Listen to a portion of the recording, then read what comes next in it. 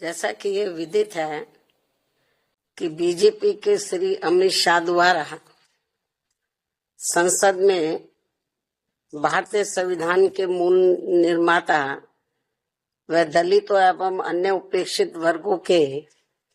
पूजनीय भगवान व मसीहा परम पूज्य बाबा साहब डॉक्टर भीमराव अम्बेडकर के बारे में जिन शब्दों का इस्तेमाल किया गया है तो उससे बाबा साहब की गरिमा व अस्तित्व को काफी ठेस पहुंची है। इससे एक प्रकार से उनका अपमान हुआ है, ऐसा हमारी पार्टी का ये मानना है, जिससे अब पूरे देश में इनके अनुयायियों में जबरदस्त गुस्सा व आक्रोश व्याप्त है और ये इनके कहे गए शब्द इनको जल्दी ही वापस ले लेने चाहिए तथा इसके लिए इनको पश्चाताप भी जरूर करना चाहिए, तो ये बेहतर होगा। वरना इनके अनुयायी इस घटना को कभी भी भुला नहीं पाएंगे तथा ना ही इनको कभी माफ कर पाएंगे।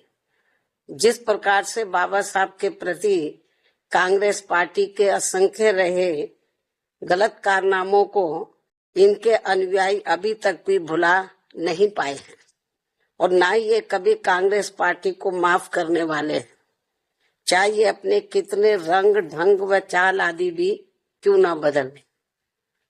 इतना ही नहीं बल्कि कांग्रेस पार्टी ने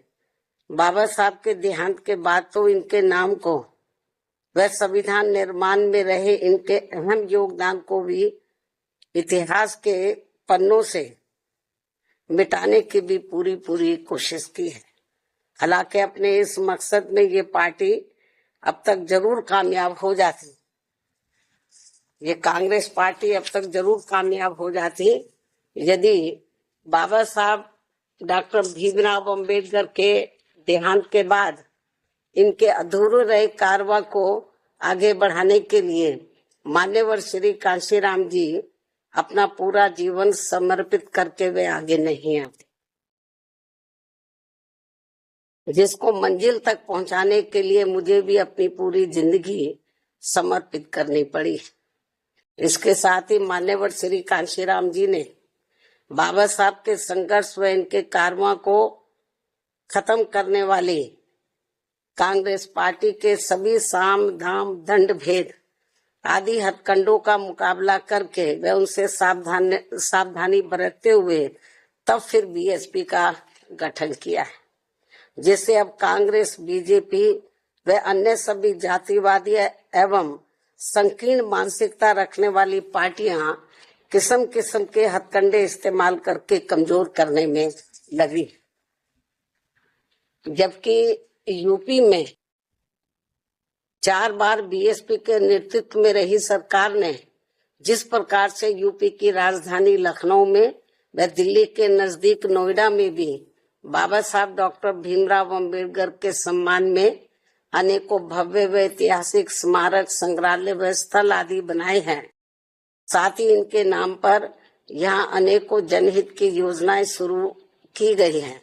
नए जिलों के नाम आदि भी रखे गए हैं, जिनमें से बाद में काफी कुछ को समाजवादी पार्टी की सरकार ने बदल भी दिया है, जो इस पार्टी की बाबा साहब के प्रति इनकी नफरत को भी दर्शाता है, जो अब कांग्रेस के साथ मिलकर इनके सम्मान की हवाई बातें कर रहे हैं। इसी प्रकार इन वर्गों से जुड़े अन्य संतों, गुरुओं व महापुरुषों आदि को भी पूरा आदर सम्मान दिया गया, जिससे अब कांग्रेस व बीजेपी आदि की नींद उड़ी हुई है। ये जो हमने काम किए बाबा साहब के सम्मान में, तो उससे अब बीजेपी व कांग्रेस आदि की नींद उड़ी हुई है, जिनके अनुयायियों के वोटों को लुभाने के लिए, जिनके अब बाबा साहब के जो अनुयायी हैं या अन्य संत, गुरु और महापुरुष हुए हैं, उन जो दलित और अन्य पिछड़े वर्ग से ताल्लुक रखते हैं, तो उनके अनुयायियों के वोटों को लुभाने के लिए फिर बीजेपी को भी मजबूर होकर वे अपने दिल पर पत्थर रखकर इनके सम्मान में कुछ कदम भी उठाने पड़े। और अब कांग्रेस पार्टी भी बाबा साहब के दलित व अन्य उपेक्षित वर्गों के वोटों को लुभाने के लिए आए दिन किस्म किस्म की सियासत करने में लगी है। और इसी क्रम में कांग्रेस पार्टी अब इस कोशिश में लगी है कि श्री अमित शाह के मुद्दे पर कुछ न कुछ दलितों का वोट जरूर बटोर लिया जाए, जबकि बाबा साहब ने अपने जीते जी दलितों व अन्य उपेक्षित वर्गों के लोगों को इस पार्टी के बारे में सावधानी के तौर पर उन्हें ये कहा था कि कांग्रेस पार्टी कभी भी माफ करने लायक पार्टी नहीं है। इस पार्टी से इन वर्गों के लोग कभी भी जुड़ने की कोशिश ना करें, ये बाबा साहब ने कहा था। क्योंकि जिस कांग्रेस पार्टी ने कदम कदम पर हमेशा मेरा अपमान किया, यानी कि बाबा साहब का अपमान किया है, मुझे इस पार्टी ने कानून मंत्री पद से इस्तीफा देने के लिए मजबूर किया तथा संसद में चुनकर भी नहीं आने दिया। इसके अलावा जो भी कानून संविधान में इनके हितों में बनाए गए हैं, वीकर सेक्शन के हितों में बनाए गए हैं,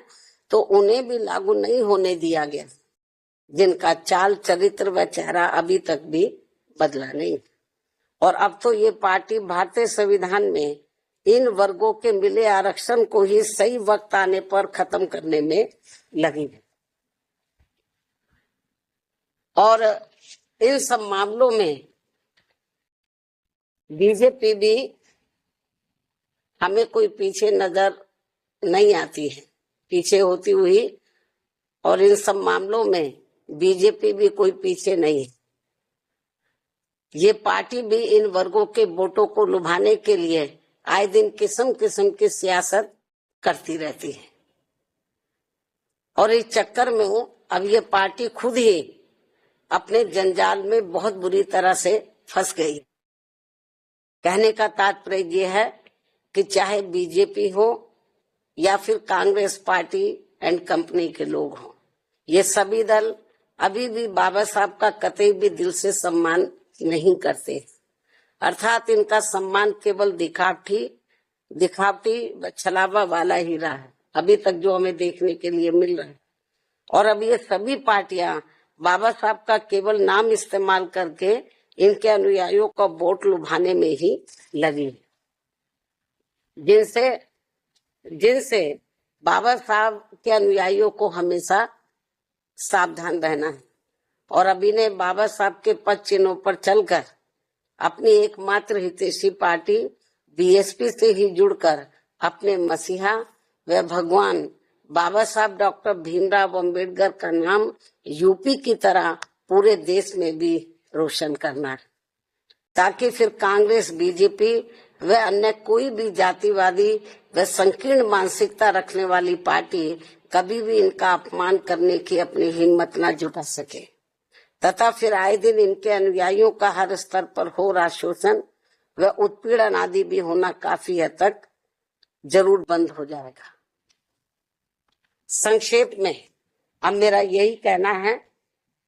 कि खासकर दलितों व अन्य उपेक्षित वर्गों के वोटों के लिए पिछले 1-2 दिनों से संसद में सत्ता व विपक्ष के बीच में जो सियासत चल रही है और उनके वोटों के लिए इनमें मेरे व तेरे अम्बेडकर हैं, जो ये सब चल रहा है। और अब इनकी ये लड़ाई धक्का मुक्की तक भी उतर आई है, ये सब शोभा नहीं दे रहा है। और पूरे देश के जो वीकर सेक्शन के लोग हैं, ये सब देख रहे हैं इनकी ये जो सियासत चल रही है वीकर सेक्शन के वोटों के खातिर, ये सब देख रहे हैं। मुझे नहीं लगता जो कुछ ये सियासत चल रही है तो वीकर सेक्शन के लोग न सत्ता के बहकावे में आने वाले हैं और न ही विपक्ष के, क्योंकि उनको ये मालूम पड़ गया ये हमारे हितों में कुछ करने वाले हैं नहीं, केवल हमारा वोट चाहते हैं और संविधान की बात जरूर करते हैं लेकिन संविधान पर अमल नहीं करते हैं। और यदि इन्होंने संविधान पर अमल किया होता तो फिर बाबा साहब अपने कानून मंत्री पद से इस्तीफा क्यों देते? और फिर आज जो कांग्रेस हमें या विपक्ष या कांग्रेस या जो अन्य विपक्ष जो हमें सत्ता से बाहर नजर आता, वो नहीं आता। यदि ये ईमानदारी निष्ठा से संविधान का जो हमेशा संविधान को दिखाते रहते हैं, उस पर इन्होंने रत्ती भर भी अमल नहीं किया, कांग्रेस पार्टी एंड कंपनी के लोगों ने। और यदि अमल किया होता तो आज इनकी इतनी बुरी हालत नहीं होती। आज इनको अपने रंग ढंग और चाल ये नहीं बदलने पड़ते। तो ये सब क्यों करना पड़ा है? क्योंकि इन्होंने इनको जो वीकर सेक्शन के लोग हैं, दलित व अन्य उपेक्षित वर्गों के लोग, तो इनको ये सोचा कि इनको किस्म किस्म के लालच देकर गुमराह इनको किया जाए, इनके लिए कुछ किया ना जाए। जैसे सदियों पहले ये गुलाम और लाचार बने रहे हैं और यहाँ जातिवादी व्यवस्था के शिकार बने रहे हैं, इनको कभी भी अपने पैरों पर खड़े ना होने दिया जाए। इस मामले में चाहे सत्ता या विपक्ष है, इनकी सोच, नीति, नियत लगभग एक जैसी है, ये भी मैं बताना चाहती हूँ। तो इसलिए मेरा यही कहना है कि ये जो इनकी जो अभी तक ये जो इनकी ये शासन चलती रही है इस किस्म की, और फ्री में, और ये लोग सोचते रहे कि इनको कुछ दिया ना जाए, इनको अपने पैरों पर खड़े ना होने दिया जाए और इनको किस्म किस्म के लुभावने वायदे करके, गारंटी देकर इनका वोट ले लिया जाए। अब ये लोग इनके बहकावे में आसानी से आने वाले नहीं है। तो बल्कि यदि ये चाहते हैं कि वीकर सेक्शन इनके साथ जुड़े, तो इनको, चाहे सत्ता विपक्ष है, तो इनको बीएसपी के बताए हुए रास्तों पर चलकर जो इस देश में दबे कुचले लोग हैं, उनके हितों में बाबा साहब का सम्मान करने के साथ साथ इनके अनुयायियों को संविधान का पूरा लाभ देकर इनका दिल जीतना होगा। जो भी पार्लियामेंट में जो इसके साथ जो वहां पे सियासत जो चल रही है, इससे ये वीकर सेक्शन का दिल नहीं जीत पाएंगे। जो ये संभव होता हुआ नजर नहीं आ रहा। मुझे नहीं लगता कि ये लोग कुछ अपनी सोच में, नीतियों में परिवर्तन कर पाएंगे। ऐसे में इनको इनकी इस दिखावटी, यानी कि जो दबे कुचले लोग हैं या दलित वर्ग के लोग हैं, तो इनको इनकी इस दिखावटी व छलावा वाली सियासत से जरूर बचना चाहिए। और अब मैं अंत में सत्ता व विपक्ष को ये चेतावनी भी दे रही हूँ, यदि इन्होंने दलितों व अन्य उपेक्षित वर्गों के वोट के खातिर अपनी ये सियासत बंद नहीं की, तो फिर हमारी पार्टी को इनके विरुद्ध पूरे देश में आवाज उठानी पड़ेगी और इनका फिर पूरा पर्दाफाश करना पड़ेगा। इसलिए सत्ता और विपक्ष को तो बाबा साहब का नाम का इस्तेमाल करके ये जो इसकी आड़ में ये वीकर सेक्शन का जो वोट लेने के की जो सियासत कर रहे हैं, तो ये अब इस सियासत नहीं चलेगी। क्योंकि जो वीकर सेक्शन के लोग हैं, तो अब वो काफी जागरूक हो चुके। बाबा साहब ने काफी हद तक इनको जागरूक किया। उनके ध्यान के बाद बीएसपी ने इन वर्गों को काफी हद तक जागरूक किया। मैं फिर इस बात को दोहराना चाहती हूँ कि यदि बीएसपी नहीं बनी होती, तो अब तक ये बाबा साहब का नाम मिटा देते और जो संविधान में दबे कुचले लोगों को कानूनी अधिकार मिले, उन्हें खत्म कर देते। ये तो बीएसपी की वजह से इनकी मजबूरी है। तो इसलिए जब उसमें ये कामयाब नहीं हो पा रहे हैं, तो ये लोग अब सोच रहे हैं कि इसके बाद इन्होंने बीएसपी को खत्म करने का प्रयास किया कि बीएसपी को ही खत्म किया जाए, तब दबे कुचले लोगों का वोट पड़ेगा। तो इन्होंने छोटी छोटी पार्टियां बनाई, स्वार्थी किस्म के लोगों को इस्तेमाल करके, ताकि इनका चुनाव में वोट बढ़ जाए। ये सब किया इन्होंने। तो लेकिन इनको लगा कि बीएसपी फिर भी कमजोर नहीं हो रही है, तो अब इन्होंने ये नई नोटंकी शुरू की है, नई सियासत शुरू की है जो ठीक नहीं है। और जो दलित और वीकर सेक्शन के, जो अन्य वीकर सेक्शन के लोग हैं, अब ये जल्दी से इनके बहकावे में आने वाले नहीं हैं। इनको इसलिए सत्ता और विपक्ष को, जो पार्लियामेंट में इस समय चल रहा है, इनको अपनी ये घिनौनी राजनीति, सियासत बंद करनी चाहिए।